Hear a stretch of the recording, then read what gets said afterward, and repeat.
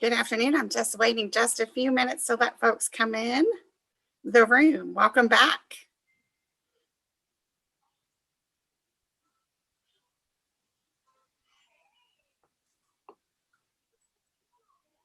Okay. Good afternoon and welcome to the Path Forward Forum, which is co-hosted by the Council on Postsecondary Education in Gillette, Kentucky. If you were able to join us this morning, Dr. Aaron Thompson and Matt Gandel from Education Strategy Group got us off to a great start, sharing some really compelling data about the impact of COVID on our students going to post-secondary and being able to succeed. And we are here to continue that conversation. My name is Kim Drummond, and I am the Executive Director of Gear Up Kentucky. I was really grateful for several shout outs this morning. So Gear Up Kentucky is funded by the U.S. Department of Education and administered by the Council on Post-Secondary Education. And our mission is to increase the number of students in low-income Kentucky communities who are ready to successfully transition to and through post-secondary education. We serve currently about 6,000 students in 12 different school districts and 9 partner institutions.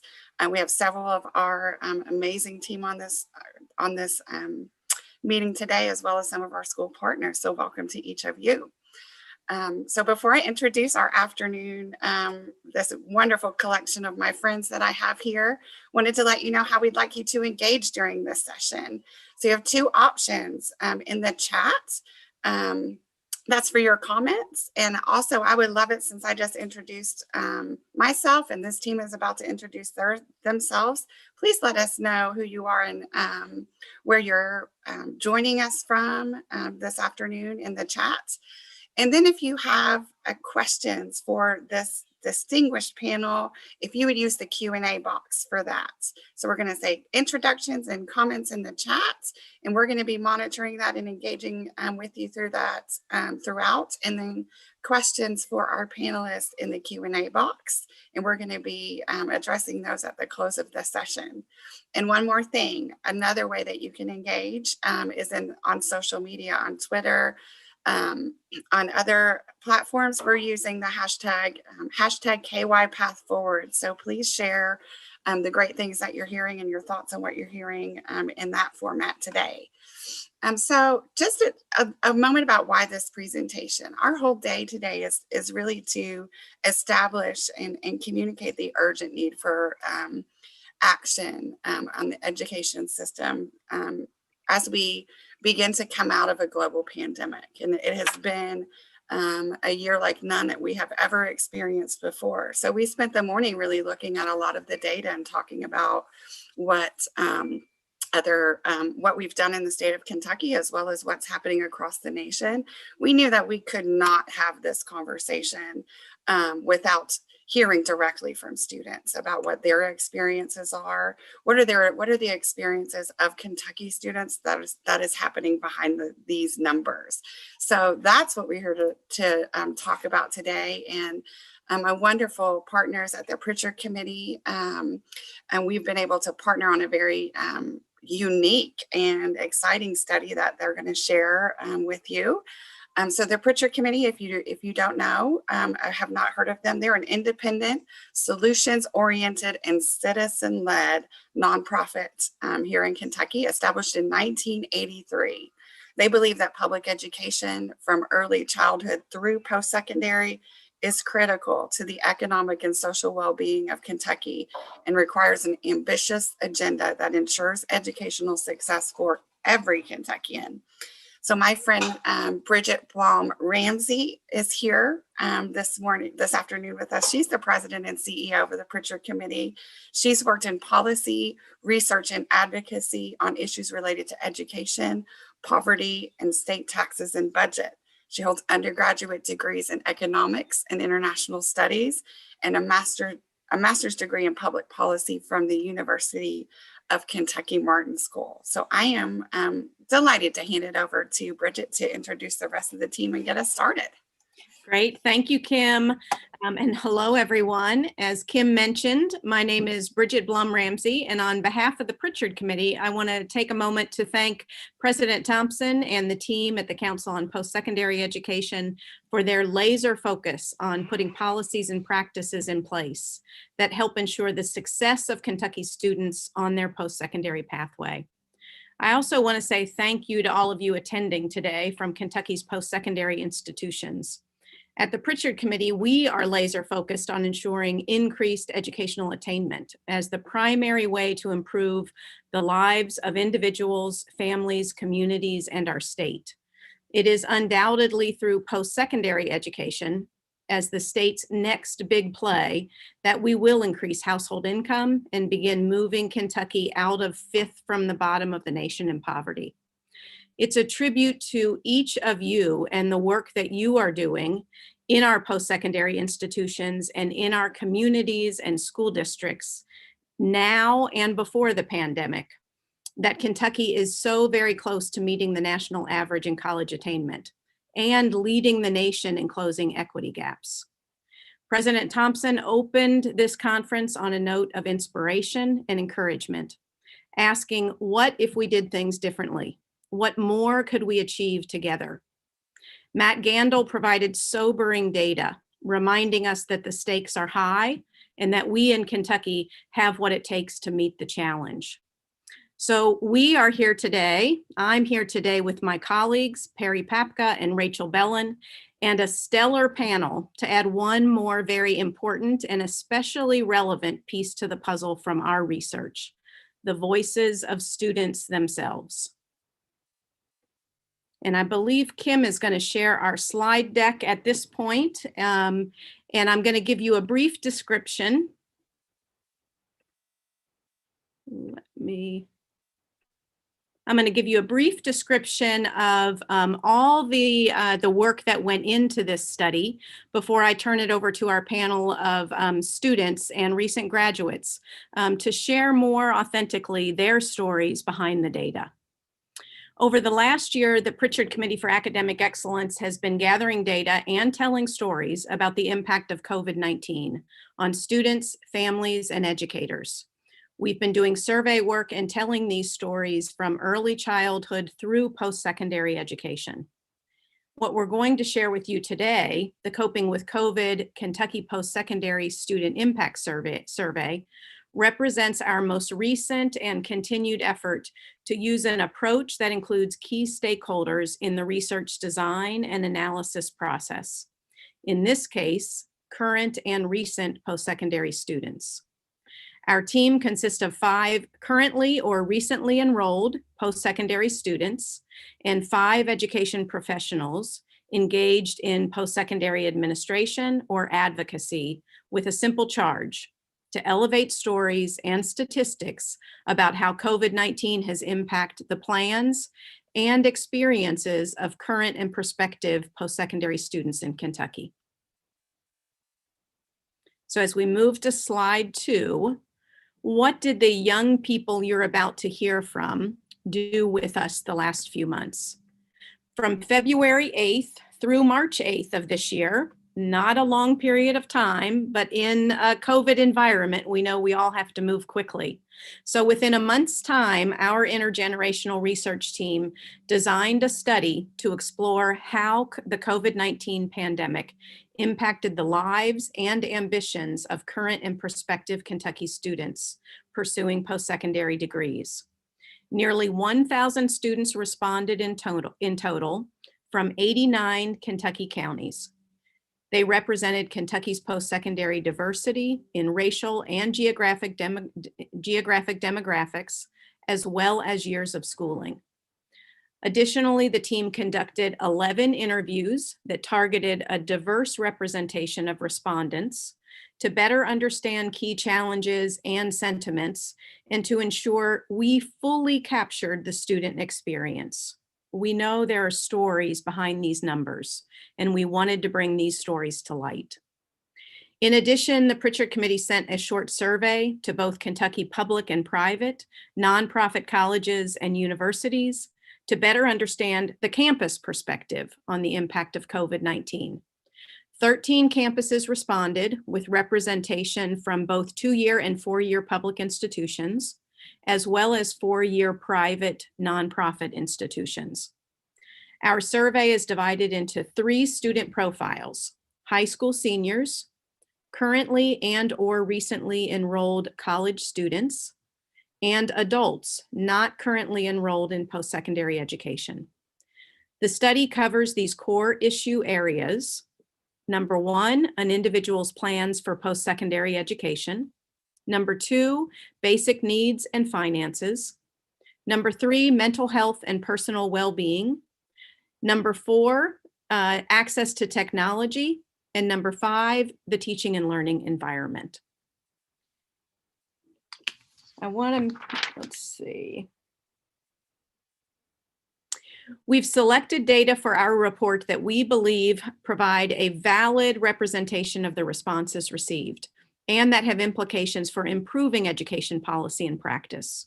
As the conference is named, the path forward. So we hope this information will provide you information as you design plans in local communities, institutions, and school districts for that path forward. And for our purposes now, we have further distilled the information. The 5 young researchers you will hear from today have each selected a key data finding from the report that we think is especially critical to highlight as the conversation continues throughout this conference. They will be sharing that finding in a way that draws on the quantitative and qualitative data they have collected, but also their own lived experience and that of you, our audience. And with that, I'd like to hand the virtual mic to our first researcher, Mr. Cameron French. Thank you, Bridget, and hello, everybody. As Bridget mentioned, my name is Cameron French. I'm a senior at the University of Kentucky and a first-generation college student from Wolfe County. I'm here today to focus on the first key finding of our report about the mental health impacts of this pandemic year on Kentucky's post-secondary students. But first, a poll question for you in the audience.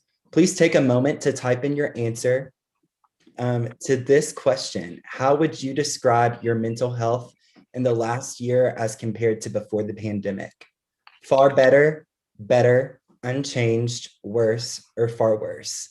And I'll give y'all about a minute to respond to that poll question for us.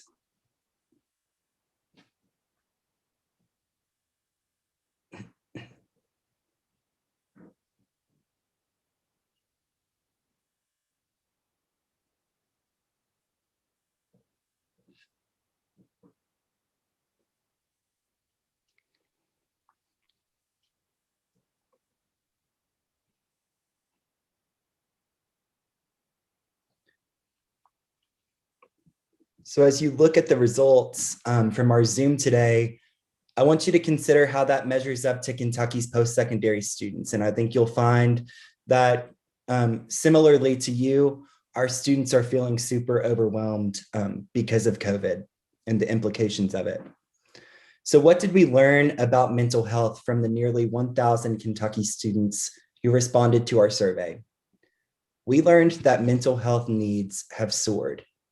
And more specifically, 74% of our respondents said that they felt an increase of mental or emotional exhaustion due to COVID-19. That's a pretty overwhelming number of people feeling overwhelmed.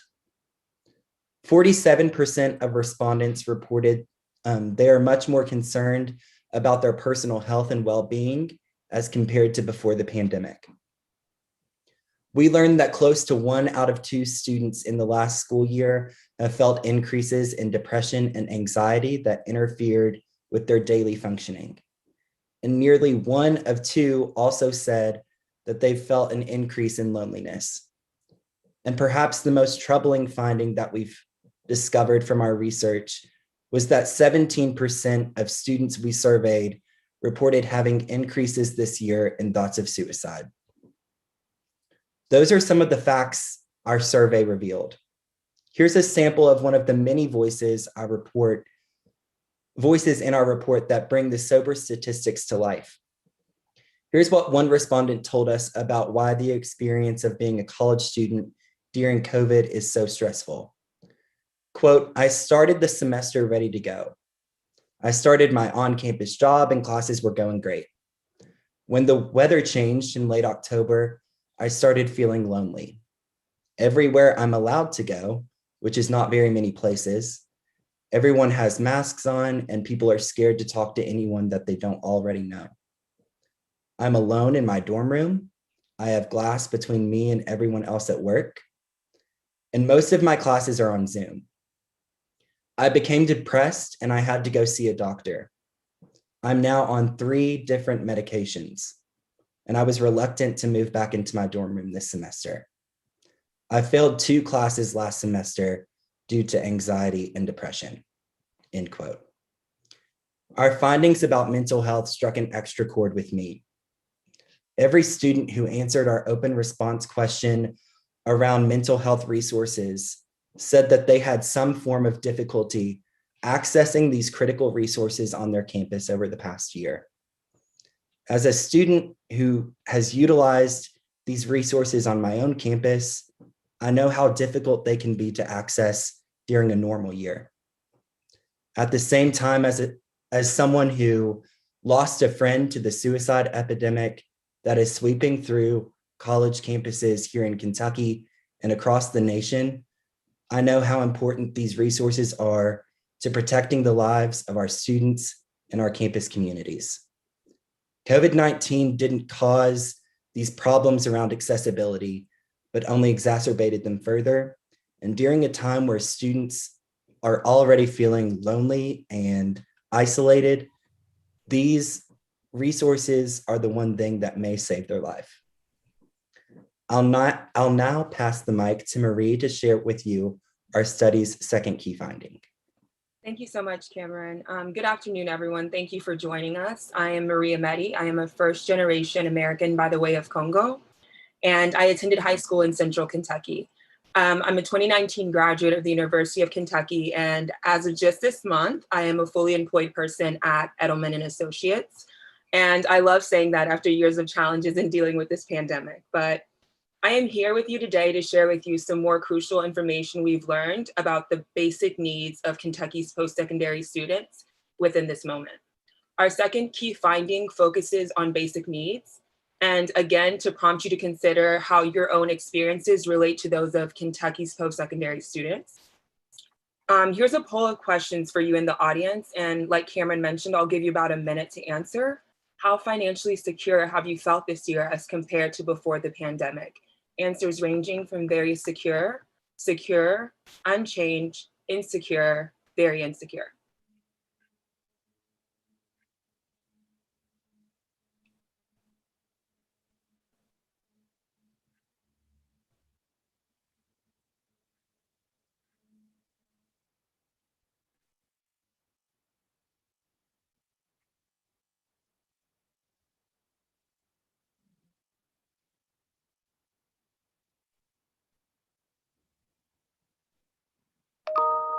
Thank you for participating, and you guys can see the results. Our study found that during the pandemic, concerns about basic needs have intensified extremely, specifically since the pandemic began. 77% reported feeling more concerned about their health and well-being, while 72% reported feeling more concerned about caring for their family. We had 47% said that they were more concerned about affording food, while 41% said that they were more concerned about accessing housing.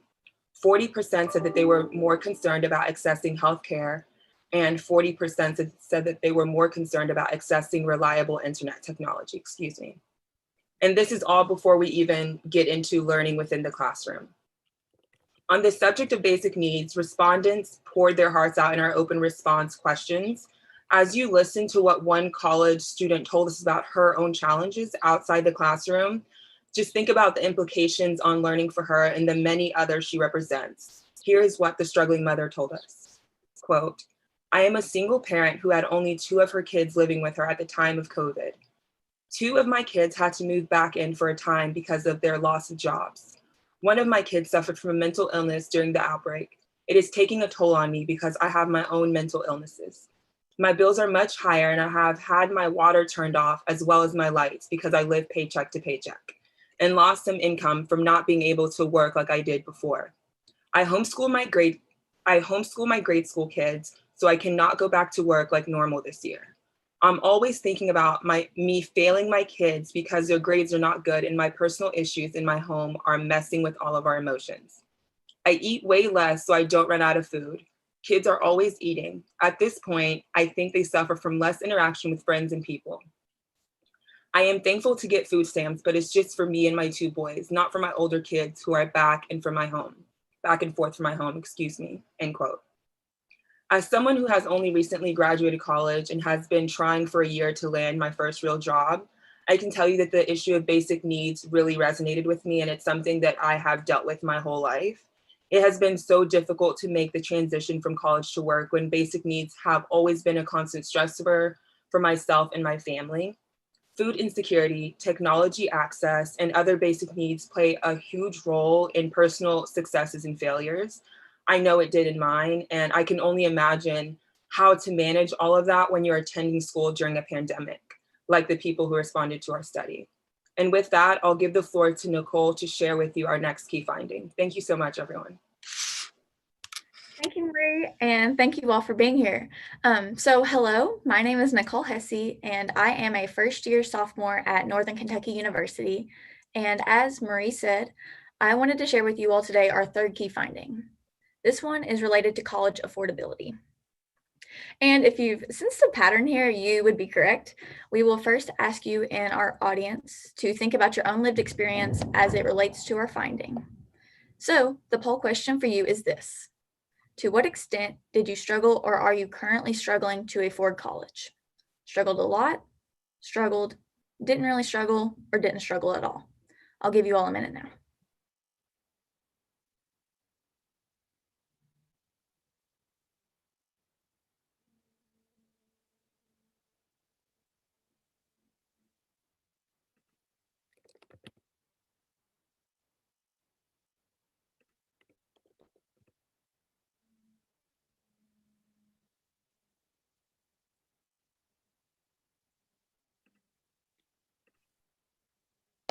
Given your responses, you may not be so surprised to learn that during this pandemic, many more Kentucky students seem to be struggling to afford college.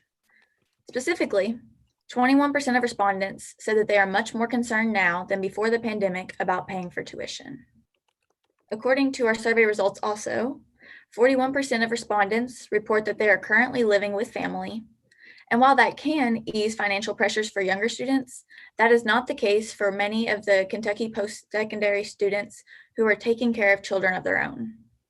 Additionally, while a majority of our respondents indicate financial aid and family financial support have stayed relatively stable, 21% say that their expenses have increased a lot, 17% said that their income has decreased a lot, and 14% said that their debt has increased a lot.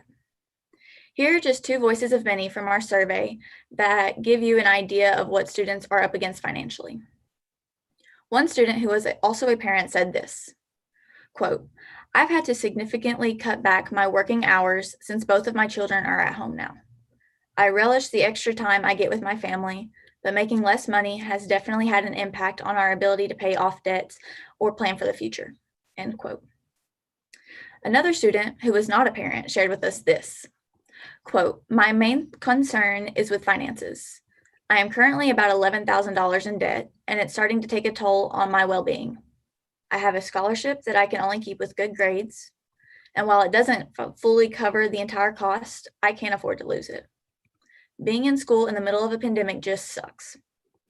I have 2 jobs plus a mentorship program I have to partake in for my major, and I don't know how much more of it I can take anymore. I really want to take a gap semester, but I don't think that is going to work well for me, and I think it would be best for me, or I don't think it would be best for me, but I don't think that I would recover financially from it," end quote. In terms of my own personal experience, I know that the financial affordability of college can cause a lot of anxiety and stress on students and families in general, and I think that this goes hand in hand with the mental health problems that we're having. And now we'll move on to Brian, who will share our 4th key finding. Thank you, Nicole, and hello, everyone. My name is Brian Gonzalez Ortiz, and I am from Somerset, Kentucky. I also am a first-year student at Berea College, here to share with you our fourth finding related to what most people most closely associate with the college experience learning. Our poll question, whenever it does come up, is, do you prefer online or in-learning person learning? And your options are online learning, in-person learning, or no preference. And I will give you about 1 minute.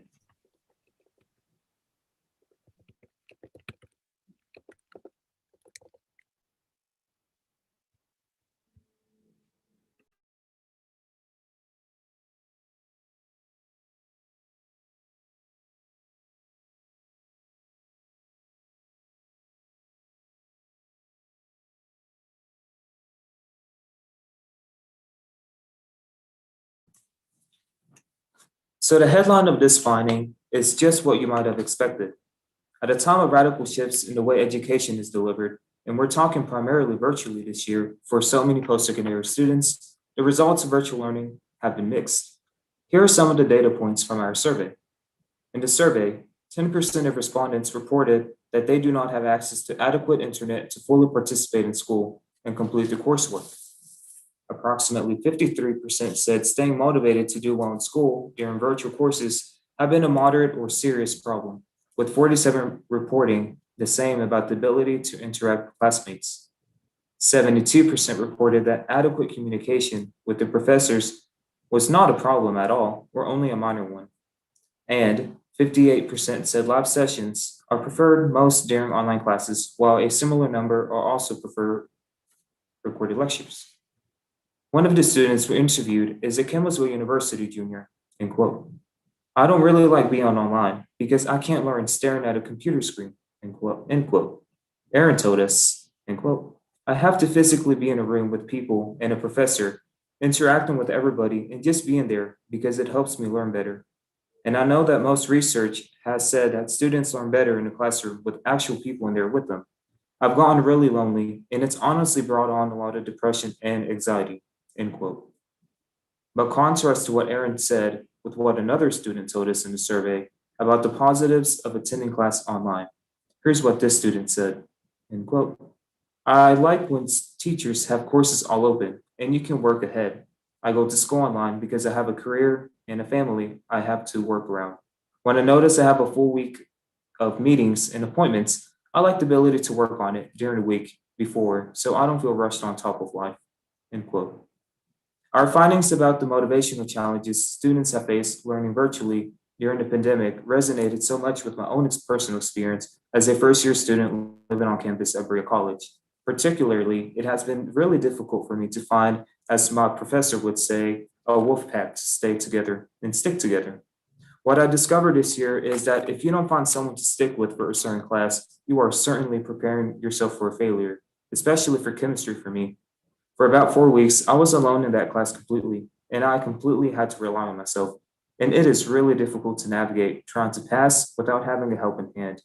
And it makes me lose motivation because I kept thinking throughout the year, why do I need to try if there is no one else to support me through this, if it's completely online? That is among the reasons why I could really relate to the stories and statistics about learning online in our report. And now I'll turn it over to Lindsay for our fifth and final key finding we're highlighting for you today. Thank you so much, Brian. Hello, everyone. My name is Lindsay Gentry, and like another member of our intergenerational team, Terry Hostler, I represent Partners for Education at Berea College. I am a service coordinator for student leadership, which means that I work directly and really closely with both prospective and undergraduate students. And at least for now, I'm often mistaken for one myself. I'm so super proud of our students. I think you all would agree that they are representing Kentucky really well, and I'm just honored to be on this panel with them today. So ahead of our fifth and final finding we're going to share with you, we also have a fifth and final poll question. So if you would, just as before, please type your answer to the following. So this poll question is, in what ways have your life expectations for next year changed after your experience this year? Give us about a minute.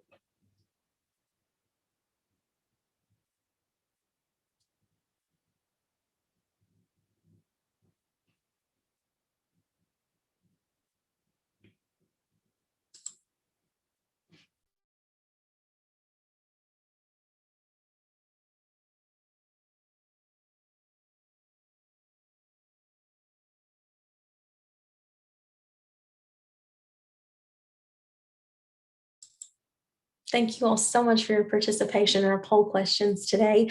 As we can see, most of us answered that you will be doing more than you expected in this next coming chapter of our lives during this pandemic. So as Cameron mentioned in our initial poll question, our transition into the pandemic throughout the last couple of months really mirrors our students in that we're all mostly in survival mode. But given my background, especially, the fifth and final finding is not much of a surprise. Our study found that amidst all the uncertainty around post-secondary education this year, many students' college plans have changed. These are some of our most notable statistics. 48% of respondents said that they actually feel worse about their long-term plans compared to before COVID-19. 13% said they already or plan to change schools or leave altogether due to COVID-19. Among the reasons given for changing plans for school, 42% cited the need to work more. 46% indicated uncertainty about the quality of instruction of online versus in-person classes, and 36% cited concerns about the health and safety of family members. To give us a better idea of what might actually be driving these numbers, I want to share two voices that we heard in our survey. One student told us about the very real and direct impact the pandemic had on their future plans, writing this.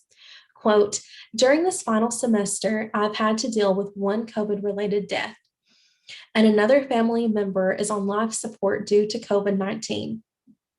I also was diagnosed with a pulmonary issue as well. I'm due to graduate this summer. I was supposed to start Murray State University to complete my bachelor's degree, but due to the stress and pressure with my family and my own health issues, I'm having to postpone my start date, end quote. We also had our second voice, Leah, who is a first-year student at Western Kentucky University, put it this way in one of our interviews. And she said, quote, COVID has definitely changed what I want to do with my degree after college, she told us. Because of the pandemic, an internship that I got has changed immensely, and I feel that's definitely going to change the way my future is going to look. I always, even before COVID, thought of myself as an engineer. That's what I wanted to do, but COVID has definitely changed my outlook on life as a whole and how we conduct things, end quote. So these voices are really sobering. These are our call to action. And at Partners for Education at Berea College, we have seen time and time again that when we acknowledge and go that extra mile to acknowledge our students as experts of their own lived experiences and actually give them a seat at the table where decisions are being made that impact their future, we build a much stronger infrastructure.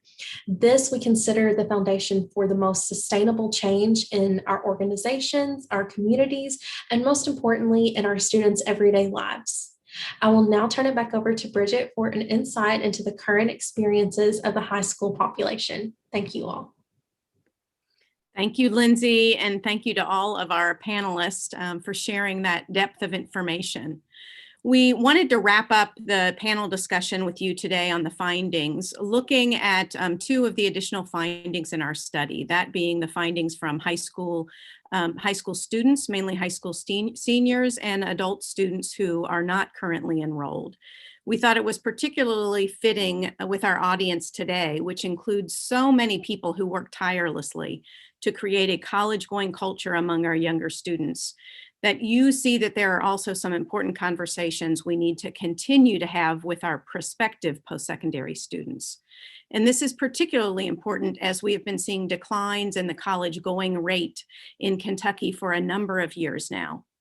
The study revealed that while 80% of high school respondents are hopeful they'll be able to pursue a college degree or certification, many Kentucky seniors are unsure about the perceived value of college. More specifically, in the wake of the pandemic, nearly half of our high school respondents said they are unsure whether a college degree is even necessary to have a successful career. And we know that we heard the exact opposite earlier today from Matt Gandel and from President Thompson.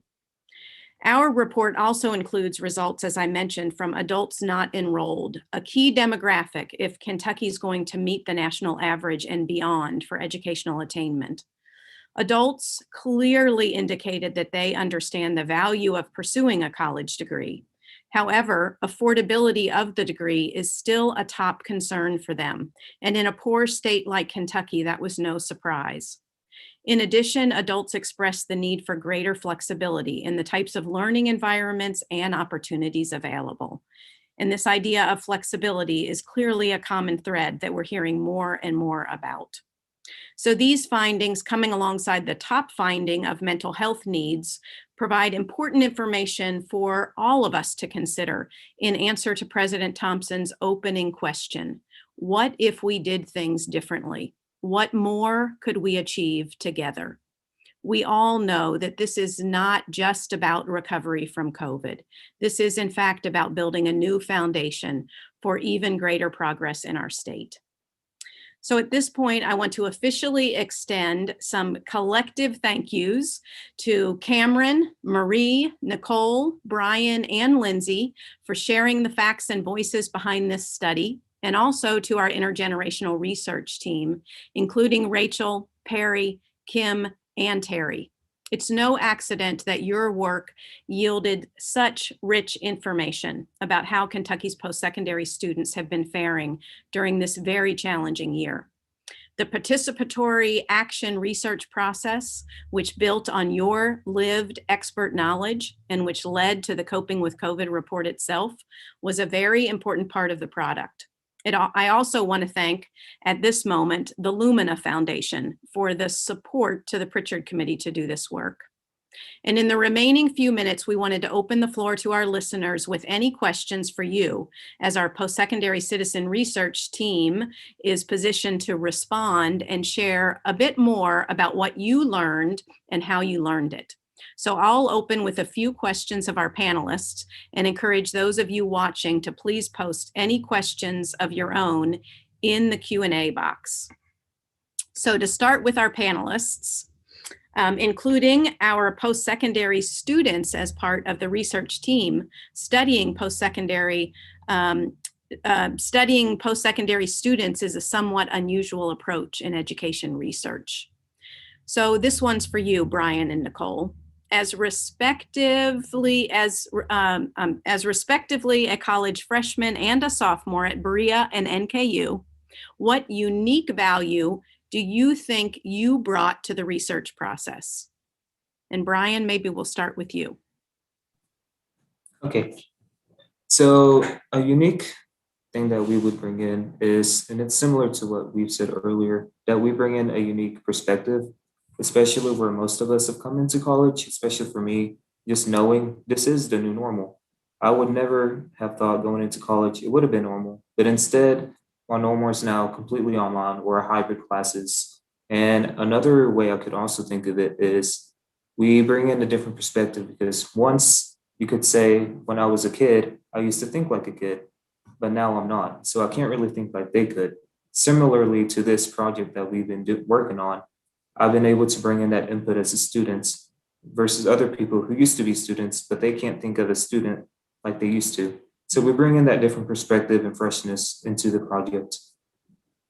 Brian, thank you. A reminder to all of us that that lived experience in the moment is so very, very important.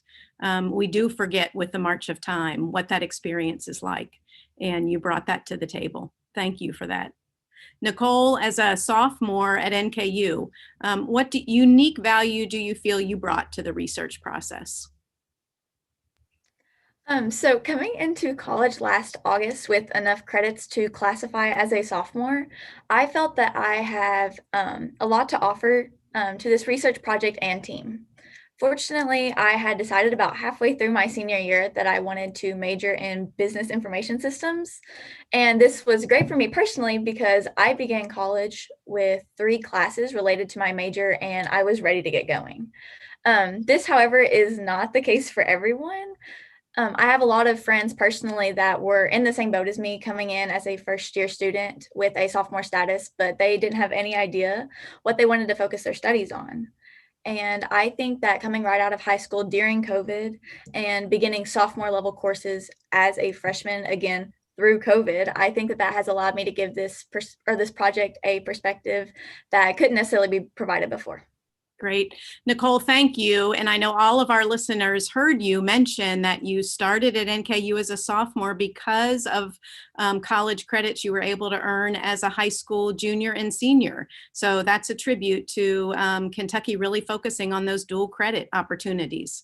And you here are evidence of the impact of that on your path in post-secondary. So thank you so much for bringing that to the table and making sure Northern Kentucky University is represented here. Cameron, you conducted this research while still working your way through UK as a senior. You are a first-generation student from Wolfe County who's been especially active in student government and an advocate for other first-generation students on campus. What can you tell school administrators about taking a research approach like this, and what worked for you? Yeah, thank you for the question, Bridget. I think that this is a really important question that we have to continue to have conversations about.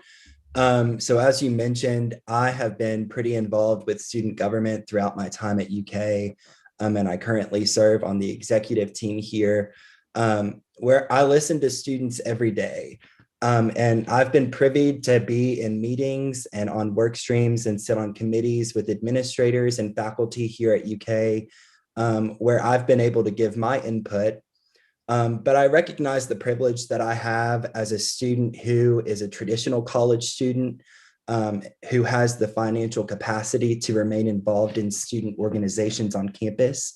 And I think that something that administrators need to understand is, in order to create these equitable solutions that our college campuses need to craft, we have to go out and we have to seek diverse input from different areas and different populations on our campuses. I recognize that, I am very privileged in the fact that, I've been able to voice my concerns with administrators. But we have students on our campuses across Kentucky who are non-traditional college students, who are raising families of their own, who have careers of their own. And in order to find the gaps where these students are falling through the cracks, we have to get input from them. So I would encourage administrators who are listening, or anybody who's going to watch this later on our live stream or on YouTube, to really go out and seek input from students across your campus, because oftentimes the students who are hyper involved on your campuses, who are often privy to these conversations, are not the students who are falling through the cracks. Cameron, excellent points about an equitable approach and really focusing on the needs of students with different lived experiences and different current life experiences. So lifting up the needs of students who are parents, first generation students, and so many others. Thank you. Making sure we listen to those voices. Marie, as a first generation American, as someone who, like so many other recent graduates, struggled mightily during the pandemic to support yourself and your family, and as someone who just this month landed a prestigious job at a PR and marketing firm, what, if nothing else, do you want the world to take away from this report? The main thing that I would want the world to take away is that we really need to listen. I don't think my story or anything that I've gone through is unique in any way. And I think that's really sad to say. Is it's not just kids of immigrants or refugees. I think there's so many kids who are Americans and have had generations of American families here, that their parents don't have the information or whatever they need to be able to navigate the college post-secondary education system. So that is definitely something that I think that Kentucky should focus on. But as I was saying about listening, I've been working with student advocacy since I was a senior in high school with the Prichard Committee student voice team. And I'm always so shocked whenever I'm doing new research projects is I find information that I didn't know about every single time. So I think that it's extremely important for us to not just learn within seasons. We need to keep this continuous learning going on, because there's so many stories, and it's great to look at the quantitative research and get these statistics back, but we need to understand that these statistics aren't just numbers. There's real people connected to these numbers. So I think the main thing that I got from this is to listen and to keep listening. We don't know everything. So we need to look at the information that we know as merely the tip of the iceberg and just keep digging for more information from these students. Marie, thank you for that. Such an important point, that this cannot be a moment in time where we extracted learning by listening. This needs to be a practice that we employ daily, weekly, monthly, as we strive for continuous improvement. So again, I want to thank the Lumina Foundation for their support of the Prichard Committee and us being able to bring together this intergenerational research team to do this work. We hope to those of you attending that this is helpful information as you work on continuous improvement plans, educational recovery plans, and our path forward. Post-secondary is our way to a big, bold future. And with that, I'm going to turn it over to Kim Drummond, Executive Director of Gear Up, to ask any remaining questions and wrap us up. Thanks, Kim. Thanks, Bridget. Okay, guys, I do have a few questions from the folks in our audience today. And I'm going to start with, this is to anyone. So how best do you think we can encourage college going among your peers? I can go ahead and begin with that question.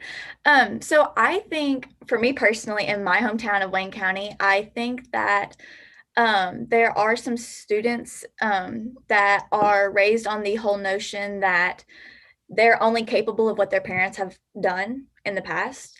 And I think the best approach for encouraging college going is to continue to tell these students that they are worthy and that they are capable of doing more than what their parents did. And just because their parents may not have had the ability or the privilege to complete some of these courses or these college credits, or even going to a technical school, I think that by just reassuring them that they're capable of these basically like the future that they wish for, I think that that is something that can very much encourage college going in general. Awesome. Thanks for jumping right in on that, Nicole. Anybody else? Brian, you have thoughts? So the question is, how best do you think we can encourage college going among your peers? Yes, so from my own experience, it's a little bit similar to Nicole's, which is different because for me, where I was a minority in a rural town setting, college never came across my mind at all. And so the only thing that actually did motivate me and some of my other friends who came to college alongside me, not with Berea, but with other colleges or technical schools, was like catching us early on through these after school programs that I used to attend in middle school that gave the idea of, oh, this is college, this is what it feels like. And especially for the TRIO program, otherwise known as Upward Bound, that I attended, it helped fortify and solidify that decision to go on. And another thing I would say is motivation, always having a mentor alongside you. And for me, it would actually personally be Lindsay Gentry. She would be the one person that helped me motivate me to apply and go to college and continuing my education to go beyond. Awesome. Thank you, Brian. And thank you, Lindsay, for having that impact. Mm-hmm. Cameron or Marie or Lindsay want to weigh in on this? How can we encourage college going among your peers? I can weigh in a little bit on this. So I think, from our studies and from my own lived experience coming from a county where the majority of the people that live within it live below the poverty line, we have to find ways to make college more affordable for students. So whether that's, helping them access, scholarships, both at the state and at the campus level or community level, or, working with our legislature to ensure that we're investing in higher education so that families can afford to send their students to college, I think is one way that we have to continue to make higher education a priority, budget after budget in our state legislature, so that students have the ability to afford to go to college. Thank you, Cameron. That's a very important point. Marie, do you have anything to add? Sure. I think one way to really boost, future attendance for post-secondary education, I think it would be to make the college application process as transparent as possible, as early on as possible. I remember being a senior and I had no idea how to apply to college. My dad hadn't done it traditionally. I actually graduated a year before my dad did from college. So I think for a lot of us, the idea of college seems very exclusive and something that we have never even lived about, within our own lives. I'd never seen anyone go to college within my family. My sister went for her first year and then was dropped off her scholarship and everything. So college for me seemed like something extremely impossible, but it was less for me about knowing information regarding college, but more so having people in my life, whether it's counselors, old teachers, whatever, be a supporter and a guide. So I really think that in order for us to do better within our post-secondary journey, our counselors, our teachers, our alums have to do better with high school students. I think it's a really confusing process. And for people who have had the honor of having anyone in their life who has gone through that process, it seems easy, but it's really not. And personally, I know my brother was extremely overwhelmed with the process, and I'm here with him, and I was overwhelmed and I've gone through the process myself. So I don't think we really talk about how much of a process the college application process is within itself. So more That's a great point. Thank you, Maria. Appreciate that. So I'm going to go on a related note. So a different question. And Cameron, you talked about college affordability. We heard from Matt Gandel this morning about the impact of completing your Fafsa. So first, let me say, did you guys all complete a Fafsa? Yeah. Okay. So the question is, what are your recommendations to engage students in Fafsa completion in Kentucky? Because you've all done that, and we know, like you just said, Marie, it's not a simple, straightforward process. You guys were able to navigate that. So what are your thoughts about how we engage students that may not understand the importance, may not want to deal with all of that? What are your thoughts? Lindsay, I'm going to start with you since I didn't get to you last time. Thank you, Kim. I would say number one, listen to our students, ask them these questions. One of the things that I've loved most about participating in this intergenerational conglomerate, this great conglomerate of a project, is that we've listened to the students and honored their lived experiences and really put them first. So number one, ask your students. And number two, I would just briefly add, continue to build those relationships, because a lot of the times, as Nicole mentioned, especially if you serve in an area that's either rural or you have a lot of first generation college students may not even realize that college can be any part of their future. They may not know that's even part or possible. So just build those relationships, continue to show them that they are resilient and powerful and can really write their own stories in a way that honors what they would like to do. Awesome. One more person want to talk about how should we be helping students and encouraging students to complete a Fafsa from your perspective? I can talk a little bit about this. So I'm a first generation college student, and I was privileged to have a scholarship program. If anybody's familiar with the Robinson Scholars Program, that helped me fill out my Fafsa, educated me about why it's important to fill out. And year after year, the first generation office at the University of Kentucky has continued to emphasize the importance of filling out the Fafsa. So I think, going off of Lindsay's point, we have to continue to educate students and their families and our communities across Kentucky about why the Fafsa is important and why it's beneficial for students to fill out. So thank you, Cameron. So a question from one of my Gear Up awesome team members. He said a lot of my high school seniors are considering a gap year due to their experience with COVID. We heard that, right, in some of the interviews. What would you say to them? Let's see, who wants to take this one first? I can go ahead. I love it, Nicole. Go ahead. Okay, so I think that a lot of this is just knowing who you are as a student. For me personally, I very briefly considered a gap year, but I quickly shut that down for me personally, because I knew that taking an entire year off and then having to get back in the routine of studying and going to class and sitting in a classroom all day long and doing my homework and learning how to time manage. Again, I knew that that was not feasible for me personally. And I definitely could have done it, but it would have been a lot larger of an adjustment than just coming right out of high school. So I would say to them to just really think about their perspective and like how their routine is right now as a student, and if they think that they would be willing to completely throw their schedule up in the air again if that's what it required, so that way they could go back to post-secondary education if that's what they chose to do. Thank you. Anybody else want to weigh in on some thoughts on this? So if you have a friend that's about to graduate and considering a gap year, what do you think you might say to them? I would probably ask them why. I think I think your reasoning behind wanting a gap year and just kind of looking at kind of breaking down as to why you want to do it. So then you can, I don't know, I feel like a choice like that is made off of stressors or like not really knowing what to do next or feeling overwhelmed.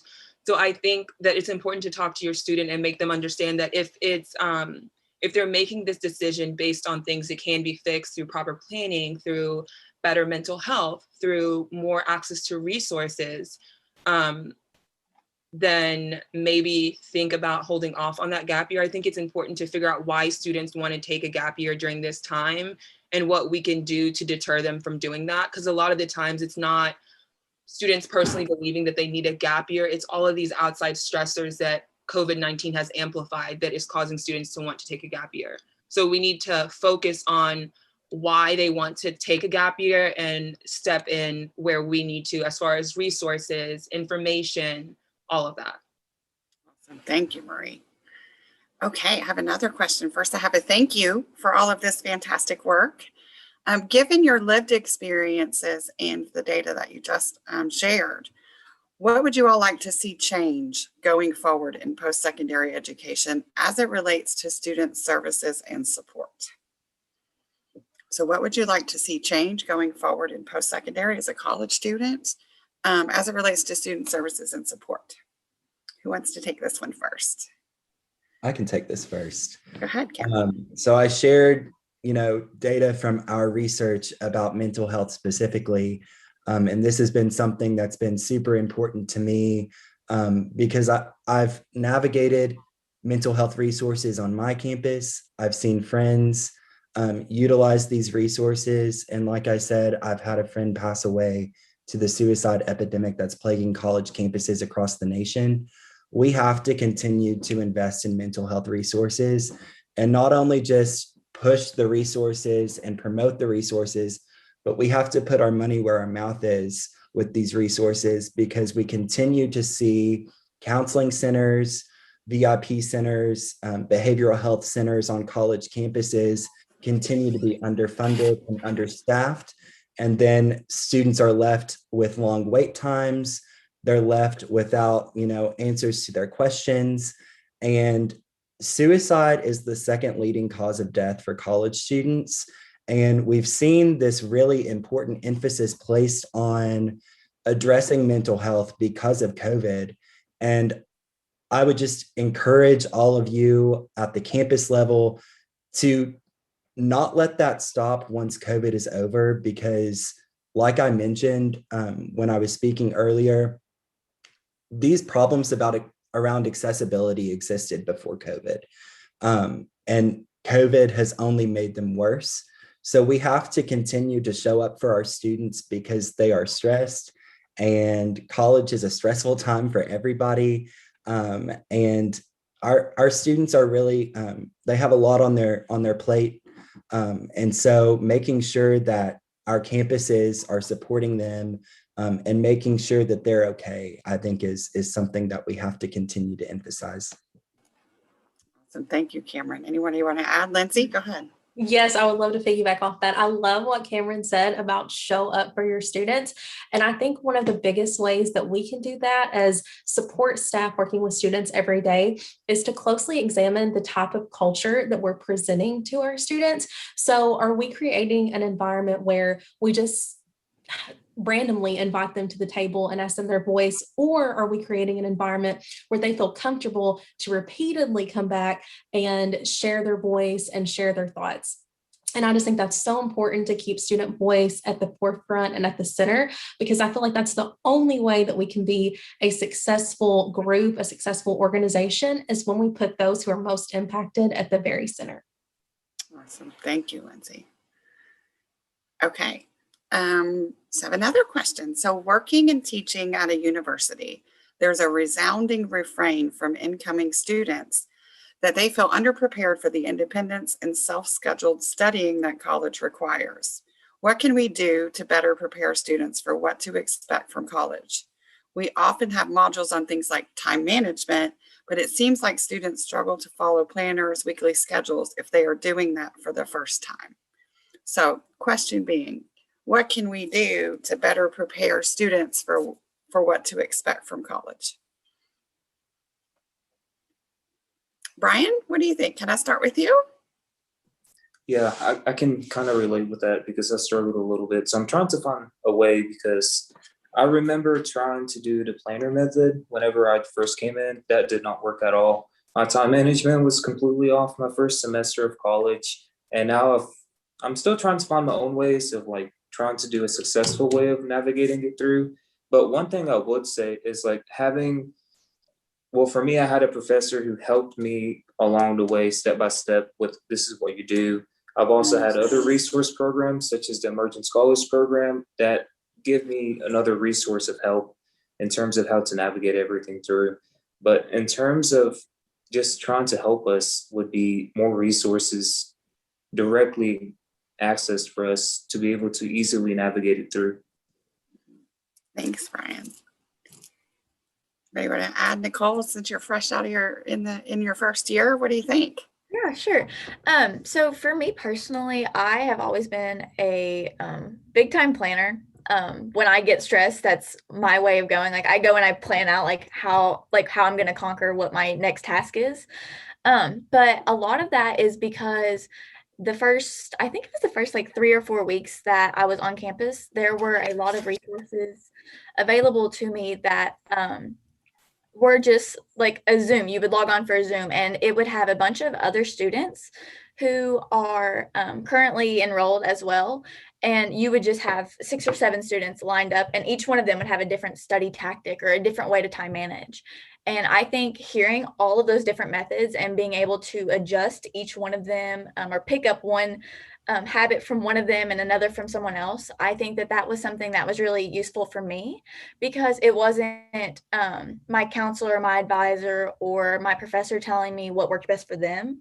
It was students who are going through the same classes. They're going through the same stuff as I am. And I think that was something that was very helpful for me personally. Awesome. Thank you. Anybody want to add? Okay, I'm going to move on. Okay, so next question, and I'll probably do one more. Do you feel your peers felt virtual tutoring was a viable means of assistance for class struggle? So maybe you yourself participated in virtual tutoring, or did you have a friend that did? Was that a viable means of assistance? And did the virtual platform affect if a student would seek out that kind of tutor? Was the platform a barrier or a help? So I guess first let's ask if any of you had experience with virtual tutoring. I have. Yeah. So how was that experience for you? It's kind of, I can think of different classes, but one that struck out to me would be chemistry. And especially right now, if you wanted to have, I just finished the 7-week term for that class, but I do know the biggest barrier was if I wanted tutoring, I would have to go online and get from the TAs from there. And for me personally, where I've never seen them in person and the class was mostly online, I was just too afraid to go on there. I don't know why. I just had the barrier of I'm just too afraid to get help. And at the last minute, I had to go and tell myself, you have to do this. If not, you will fail this class ultimately. But I guess the biggest barrier, especially online, is where you don't see that person. You might have that reluctancy to continue through and get that help. Awesome. Thank you, Brian. Thanks for sharing that. Anybody else have experiences or friends that have experienced online tutoring? I personally have not utilized the resources on campus tutoring wise, but a lot of my best friends from other colleges and other universities, they have utilized those. One of my good friends, actually, he ended up dropping a lot of his classes. He felt that he wasn't performing to the best of his ability, and he didn't want to have time, like he didn't have time to focus on all of the classes and give the amount of effort that he wanted, and that just mentally was like wearing him down. So knowing that he had tutoring that could help get him back up once he did get on a level he was comfortable with was something that was very good for him and for his classes. On the flip side of that, I have another friend who is also kind of in the same boat, but they do like, he does not perform as well virtually as he does in person.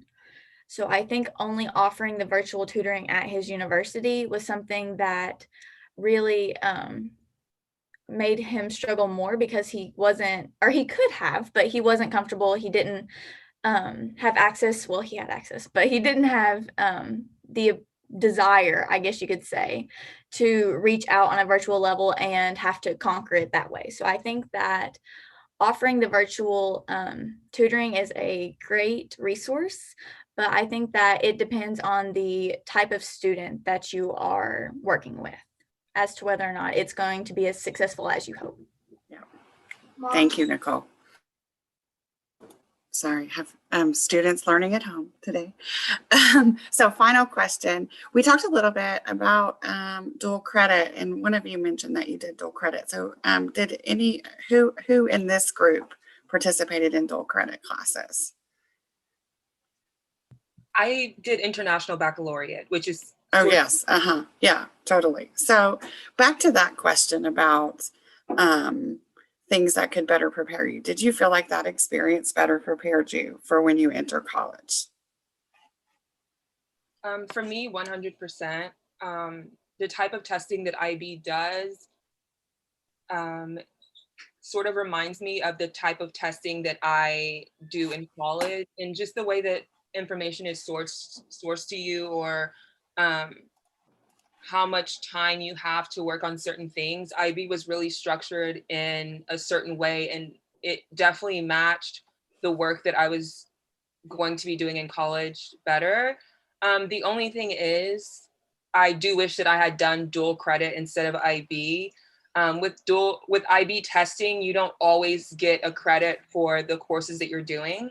And it's sort of confusing in that way, but I definitely would recommend students doing any type of program that's going to help them gain credits beforehand. I don't think that I had to take math at all because I had done IB math, but even if you're not taking out a full course, just taking those classes are going to be a much bigger example of what your college courses are going to be like, as far as course load, as far as information load, that sort of thing. So I would definitely recommend anybody doing anything, preferably dual credit, but just anything that you feel like is going to better you in college, as far as credits, as far as pace, anything like that. So awesome. Thank you, Marie. Anybody else about your dual credit experience? Did it help prepare you? Yeah, I agree completely with what Marie said. I took dual credit in high school, and my high school was super great about, making sure that we met with someone from the community college and kind of talked to the advisor from the community college about what we wanted to do when we entered, whatever post-secondary institution we wanted to go to, what we wanted to major in. And that advisor helped us plan out classes that would be beneficial for us, in order to make sure that we were taking some classes that were going to count towards whatever degree we were seeking at that post-secondary institution. Similarly to Maria, I didn't have to take math in college because of the dual credit classes I took in high school, which for me was great because I'm not a math person at all. And it definitely helped my GPA a little bit that I didn't have to take much more math when I got to college. But I think it's a great way for students to really to ease the transition from high school to post-secondary for students. And I loved my dual credit experience. Awesome. Anybody else want to weigh in on that? I'll go on. So Okay. for me, it did help me, but for most of my adult credits, they did pass over, but just not towards my major or anything like that, but at least for credits. But in terms of like the workload, it did help me transition a little bit. I was just not imagining going into great college, it being a lot harder than my community college classes, but it did help set that pathway into knowing this is how it would be formatted closely, and this is what the workload would look like if you were to go into college. Awesome. Thank you. Well, that is our final question. Thank you for audience for such great questions. Thank you, Cameron, Nicole, Brian, Lindsay, Marie, and Bridget. This reminds me of the evening conversations that we've been having over the last couple of months and how energizing this experience has been for me personally. So thank you for the honor of working alongside of you. And thank you for sharing not only the experiences of other students, but being vulnerable and transparent enough to share your own experience. So I'm really grateful for that. And thank you, Bridget, for an organization that has a passion for student voice and puts your actions behind those words. So thank you for that. So we're going to dismiss for the day. We get to continue this conversation tomorrow. So we, spent the day talking about the post-pandemic learner, and now tomorrow we're going to do a little bit more of rolling up our sleeves and digging a little deeper into some of these issues. So on our event webpage, tomorrow morning, instead of coming into one big group, we're going to go directly into concurrent sessions, and we're going to be tackling 5 different topics, and many of which we touched on today. So we're going to be talking about hybrid learning, racial equity, college admissions, mental health, and then college affordability and value. So again, you'll just go right to that webpage and click directly into that breakout session. We have a great group of facilitators that are representing both post-secondary education as well as K-12. And we're going to be crowdsourcing some ideas and solutions from you guys, and really want to hear and talk about how we can be creative and innovative as we look forward to coming out of this pandemic. So thank you so much for joining us today. And I look forward to seeing you tomorrow. Yeah. Yes, ma'am. Kim, let me just jump in and say thank you Please. quickly. And, we look forward to working with all of you and rolling up your sleeves and creating this path forward. The report that you heard about this afternoon, I popped into the chat box so everybody can access that report if they'd like to. It's hot off the press, just released during this discussion. Thanks Yes. again, Kim. Thank you. Thank you, Bridget. And so we will reconvene at 1 p.m. tomorrow. I look forward to seeing all of you then. Thanks so much.